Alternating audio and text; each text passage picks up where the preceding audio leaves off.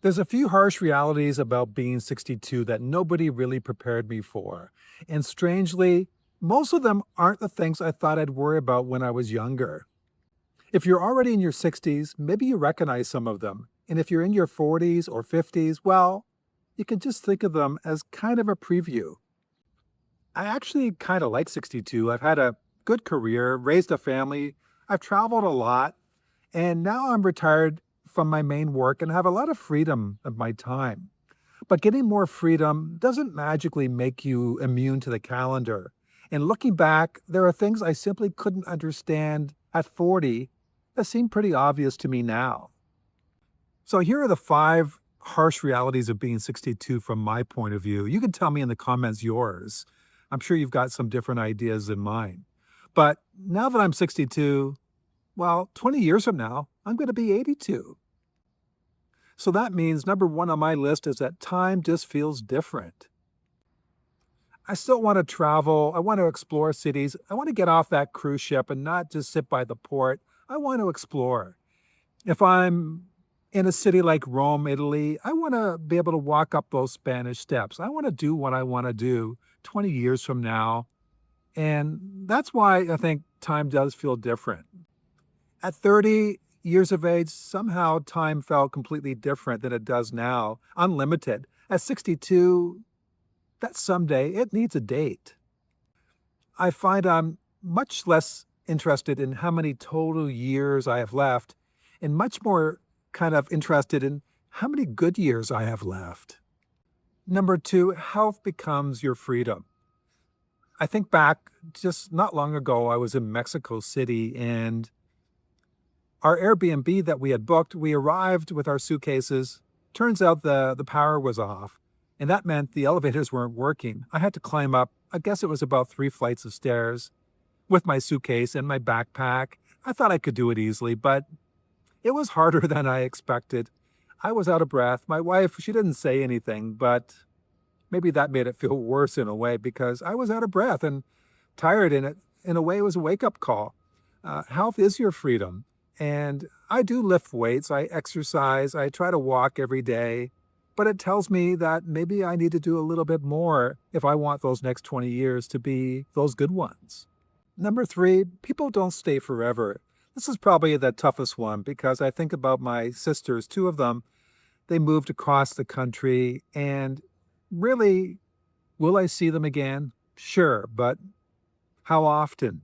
Maybe once or twice more. They don't really travel, and these days, I don't get out there where they are often at all, not even in the past. So will I see them? It tells you that, yeah, time matters.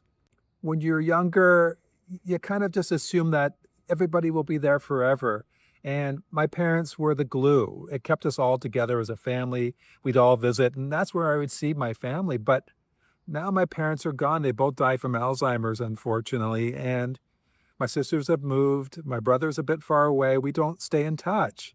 It's a problem that you start to realize when you're 62. It's one of those harsh realities. And yeah, I've noticed that I've become less social as I've gotten older. How about you? Do you feel the same? It's one of these realities that hits you hard sometimes. Number four, most of the stuff didn't matter. I look back recently about a backpack. It sounds funny to talk about this, but in 1987, I traveled 3 months to Europe. It was one of the greatest times of my life. I'll cherish it forever. And guess what? I kept this backpack. I had never used it again. I stored it away. Recently, I saw it again in my locker where I keep some stuff, and I've always kind of ignored it, kind of just thought about it. Should I get rid of it? Finally, I did because as you get older, it's one of those harsh realities too that things don't matter as much. Why keep it? And I wanted to declutter a little bit of my life, and I don't lose the memories from 1987 going to Europe. Those are with me forever. The backpack, it was time. I gave it away. And it turns out that memories take up a lot less space than the closet space that I had been putting away all of these things. My backpack, just one of them. How about you? Decluttering, not a bad idea. You can hang on to your memories, but one of the harsh realities is, yeah, it's probably time to do that, like I did. Don't get too old too quickly. Well, recently I decided to learn Spanish. Learning a language has always been kind of hard for me, but I took up the challenge on Duolingo. It's a free app. It can be, and I started using it. I kind of enjoy it. I'm learning some conversational Spanish slowly. It's a challenge, but I don't want to give up early. And that's one way that I've been dealing with this. And there's some speed games on Duolingo that's been fun. I've enjoyed it. And yeah, I hope to travel more as I'm older. But one of the harsh realities is just don't get old before it's your time. What else? I've been learning to edit videos. At 62, people thought I was crazy in a way to start this channel, but for me, I've enjoyed it. I'm not really good at editing. It's been harder than I expected, but another good challenge for me for sure. It reminds me of a 94-year-old neighbor, a former neighbor of mine. I was staying in Florida for winters for a couple of years, and in this community, I met this man. I'd noticed him riding his bicycle at a pretty good clip, and then I heard he was 94 years old. It shocked me. He looked a lot younger, very slim.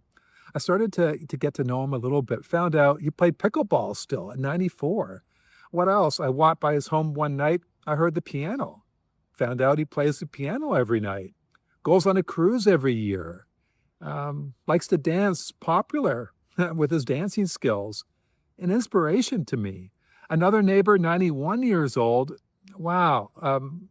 Former handyman, not a wealthy man, but rich in life. He would build these little boxes every morning up early. And then in the evening, not the evening, I guess 5 o'clock, he would roll out a table, set up the boxes on the boulevard. And these boxes, he gave them away for free. It was his purpose in life. He found it very meaningful. He's an inspiration in my life. The strange thing is that none of these realities make me unhappy or sad about my own life. The realities, we have to face them. I don't know how much time I have left. I'm hoping 20 years, maybe more, right? Same with you. And I want to climb those Spanish steps in Italy. I want to travel. I want to, I play pickleball. I'm not the best, but I enjoy it. I think it's good for you. I play a little bit of golf. And to me, life is not over, that's for sure. These are just the harsh realities of being 62.